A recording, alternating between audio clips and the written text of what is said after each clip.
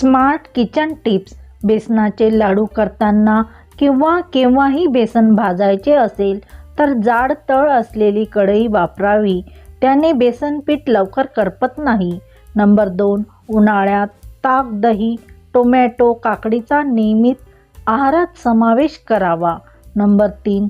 तेलकट मसालेदार अन्न खाल्ल्यास पोटात जळजळ, ॲसिडिटी झाल्यास थंड दूध प्यावे. पोटात तयार होणारे ॲसिड शांत होऊन आराम मिळतो. नंबर 4. फरशी पुसताना त्यात थोडे मीठ टाका. त्यामुळे घरात किडे मुंग्या येणार नाहीत. अशाच उपयुक्त नवनवीन किचन टिप्ससाठी मीनाताई किचनला प्लीज सबस्क्राईब करा.